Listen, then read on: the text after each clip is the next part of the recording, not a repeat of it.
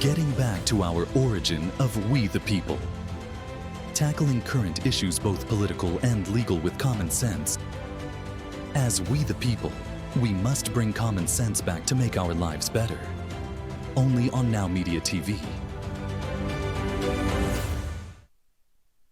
Hello and welcome back to We the People. I am your host, Alina Gonzalez Dockery, and today we're unpacking one of the most volatile and obviously international developments as ceasefire negotiations are stalling between Israel and Hamas, and some would say, not surprisingly, and what may be one of the most reckless diplomatic plays by Western allies in recent years. For those of you who do not know, obviously, it has been almost 2 years since that horrific attack on October 7th, 2023, when Hamas attacked peaceful kibbutzes, murdering of people, raping of women, attacking and taking hostage people that were at a music festival. But who are these Western allies? The ones that seem to be trying to not only pin Israel back and back them into a corner, but also alienate the United States, who have stalwartly been beside Israel, saying that Israel has a right to exist and defend herself. We're talking about the growing push by nations like France, the UK, Canada, Germany, who are unilaterally recognizing a Palestinian state, even as Hamas remains in power and the violence continues.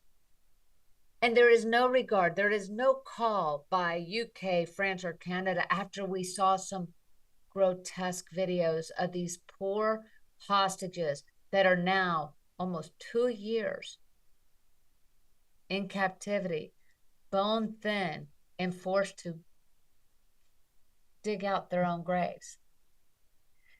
It's a move that is emboldening extremism, isolating Israel, and worsening the prospects for real peace.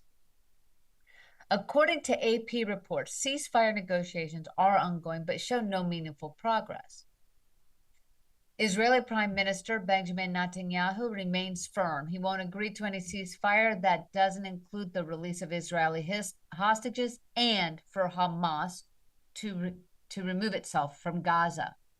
It's a non-negotiable demand. Hamas, on the other hand, is refusing to accept any deal that allows Israel to maintain a military presence in Gaza. And now, thanks to France, Germany, and UK's most recent announcements, are now demanding that Jerusalem become a part of the Palestinian state, that Jerusalem will be the capital of Palestine. Let that sink in. Because remember, Israel is not just a Jewish state. It is a mecca for all the three major religions, Christianity, Judaism, and actually Muslim.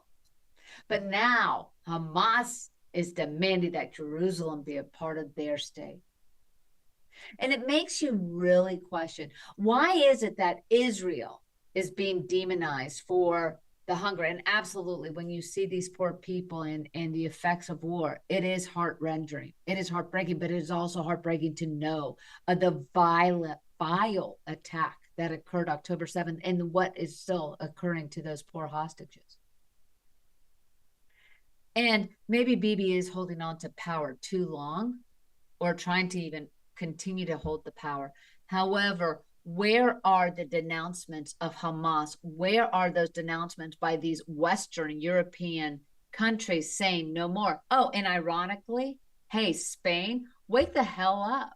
You've already declared that, recognized that Palestine has a state. Fine, great. Remember, Hamas, the leadership of Hamas said that once they destroy Israel, they're coming after Spain and their power and their property. Keep that in mind. And what's important to note here is that the hostage crisis is still unresolved.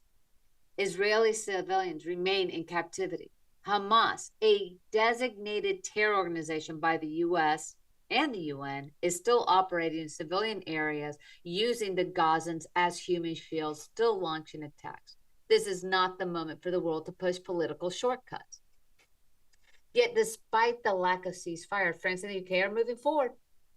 British Foreign Secretary David Cameron recently stated that the UK is prepared to recognize a Palestinian state sooner rather than later, even without a negotiated agreement with Israel. The French government has signaled a similar stance.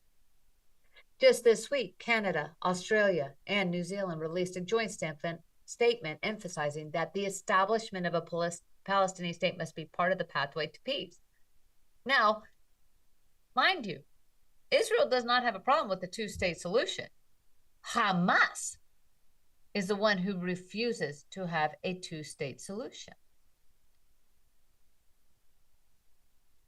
But let's pause here even further, because this statement is being made while hostages are shown on video of digging their own graves, bone thin, when they just retrieved another body of a female hostage who was less than 70 pounds. And all the while, a terrorist organization as Hamas continues to reign their power over Gaza, using Gazans as human shields, and on top of that, continuing to torture and belie and use Gazans who are hungry as political clout. So what is Israel's response? Netanyahu is doubling down. As reported, Israeli leadership is resisting international pressure, parting its position, and refusing to accept outside timeline. Bibi is facing intense domestic pressure, both from families of hostages who want them brought home and from right-wing factions to who want Gaza fully demilitarized before any pause in operations. That tension is real and is only worsened by foreign interference. These recognitions aren't creating leverage for peace. They're cornering Israel. And on top of that, it is a forceful push to isolate the United States. Kind of ironic considering, they keep saying that the United States needs to continue to provide towards NATO, needs to continue to support the allies, but yet our most stalwart ally in the Middle East, Israel, the only true democratic country in the Middle East, is the one that they're going to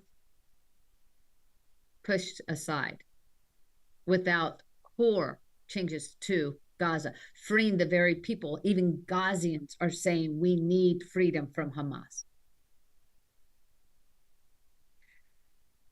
So let's be clear. Recognizing Palestinian statehood before peace is achieved sets a dangerous precedent. I mean, this is the way Israel is being treated. It would be similar, since I think many of these, I know people who think, have Ukraine flags in their profiles. It would be likening Ukraine having to being demonized and being forced to provide humanitarian aid to Russians because of the war that was inflicted upon them. Or saying, you know what, Ukraine, it's okay. We're going to side with Russia now. It's a rewarding extremism. It's rewarding terrorism. It is rewarding Islamist extremism in the worst way. It also puts democratic allies like Israel in an impossible position, either concede security or face diplomatic isolation. And that's not a choice any sovereign nation should be forced to make. Equally, when its citizens are still under attack. And from a broader geopolitical lens, what kind of precedents are we setting? If Western nations declare statehood unilaterally, what happens the next time a terror group takes power in a contested region? Do they get recognition too? We're like, oh yeah, you can take that. That is the danger of politics without principle.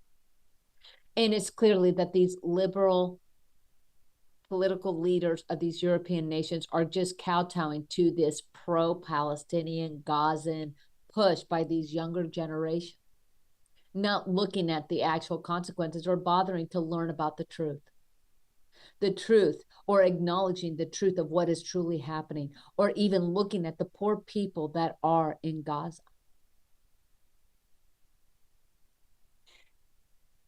This is a moment that demands moral clarity, not diplomatic theater. The world cannot claim to want peace and simultaneously reward instability. You don't push statehood while hostages are still held underground in tunnels, starved, tortured, and killed. Not punish the actual people who created this war, who started this war, who initiated by and did such horrific, vile acts like killing babies, burning babies, putting babies in ovens. How about the fact that not too long ago, not too few months ago, the bodies of a mother and two babies were returned to her family, killed, tortured? How about those poor family members whose daughters were gang raped, attacked, brutally beaten? In the next segment, we're going to even go deeper. Because what we're experiencing now, what we are witnessing is a growing wave of anti-Semitism, global rebukes of Israel, and selective outrage from the very institutions and governments who claim to stand for human rights, but only when it's politically convenient. But yet, we're going to go and look at Iraq, the Arabic world versus Hamas, why their opposition matters more than the Western lip service. I am Alina Gonzalez Dockery. Don't go anywhere. We'll be right back.